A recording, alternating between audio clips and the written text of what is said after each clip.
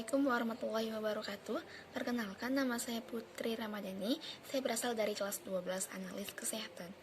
Di video saya kali ini, saya akan menjelaskan mengenai materi transudat dan eksudat. Transudat-eksudat. Rongga-rongga selulosa di dalam tubuh kita pada normalnya mengandung beberapa cairan. Dan dalam beberapa keadaan, cairan tersebut dapat berupa transudat maupun eksudat. Transudat adalah cairan yang terkumpul di dalam rongga serosa yang tidak berhubungan dengan peradangan, dan biasanya ini terjadi pada gangguan keseimbangan cairan seperti tekanan hidrostatik. Ciri cairan transudat. Cairan transudat berbentuk encer, jernih, dan berwarna kuning muda. Berat jenisnya 1005 sampai dengan 1018. Untuk kadar glukosanya sama seperti kadar glukosa plasma, dan cairan transudat tidak mengandung banyak sel, bersifat steril, dan hasil rivaltanya itu negatif. Jenis-jenis cairan transudat. Jadi cairan transudat itu dibagi menjadi beberapa jenis. Yang pertama adalah hidrostatik, yang kedua adalah hidroperikarnium, yang ketiga adalah hidroperitarnium, yang keempat adalah hidroperistrosis. Kelainan pada penderita transudat. Yang pertama adalah penurunan osmotik plasma, setelah itu sindrom nefrotik dan gagal jantung ataupun limfe, peningkatan natrium ataupun air di dalam tubuh. Setelah itu ada peningkatan tekanan pada kapiler ataupun vena. Selanjutnya adalah eksudat. Apa sih cairan eksudat itu? Cairan eksudat itu berbanding terbalik dengan cairan transudat. Cairan eksudat adalah cairan yang terkumpul di dalam rongga serosa yang terjadi akibat proses peradangan. Ciri-ciri cairan eksudat. Cairan eksudat itu keruh, purulan, mengandung darah, warnanya itu bermacam-macam. Berat jenisnya itu lebih dari 1018 gram per desiliter. Terjadi bekuan akibat adanya proses fibrinogen. Kadar proteinnya itu lebih dari 4,0 gram per desiliter. Sedangkan untuk kadar glukosanya itu dia lebih rendah daripada kadar glukosa plasma. Di dalam cairan eksudat itu mengandung banyak sel dan juga bakteri. Dan hasil dari rivalta untuk cairan eksudat ini adalah positif. Pemeriksaan transudat dan eksudat. Pemeriksaan transudat dan eksudat ditujukan untuk mengetahui jenis maupun penyebab terjadinya transudat maupun eksudat tersebut. Pengambilan sampel. Untuk pengambilan sampelnya itu dilakukan dengan cara punksi atau ditampung dengan 3 botol. Yang pertama itu ada botol steril untuk pemeriksaan bakteriologi. Yang kedua itu ada botol dengan natrium sitrat 20%. Dan ketiga ada botol dengan tanpa antikoagulan. Jadi untuk pemeriksaannya itu ada 3 metode.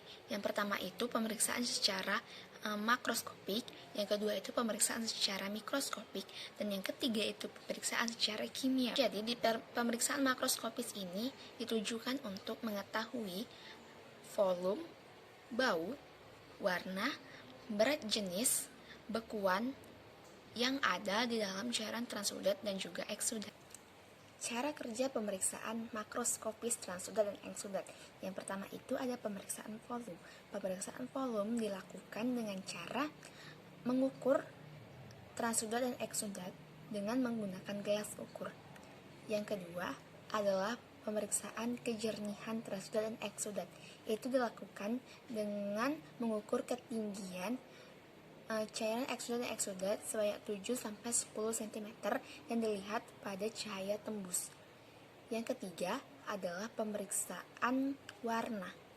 Warna transudat dan eksudat juga diukur dengan ketinggian 7-10 cm dengan menggunakan cahaya tembus. Yang keempat adalah pemeriksaan bau transudat dan eksudat. Itu dilakukan dengan menggunakan indera penciuman. Yang kelima adalah pemeriksaan berat jenis transudat dan eksudat. Itu dilakukan dengan menggunakan kertas carik berat jenis untuk transudat dan eksudat. Yang keenam, itu adalah pemeriksaan bekuan untuk transudat dan eksudat. Itu dilakukan dengan mengukur sifat-sifat bekuan transudat dan eksudat. Pemeriksaan mikroskopis yang pertama itu adalah hitung jumlah leukosit. Hitung jumlah leukosit, cara kerjanya adalah melakukan pengenceran pada natrium klorida 0,9% yang kemudian akan diketahui jumlah sel yang ada dalam transudat dan eksudat. Ini dilakukan dengan melakukan pengenceran, setelah itu dimasukkan ke kamar hitung dan hitung dengan perbesaran 10 kali. Jika hasil yang didapatkan adalah lebih dari 500 mm kubik per sel, berarti cairan tersebut tergolong cairan eksudat. Yang kedua adalah pemeriksaan hitung jenis leukosit.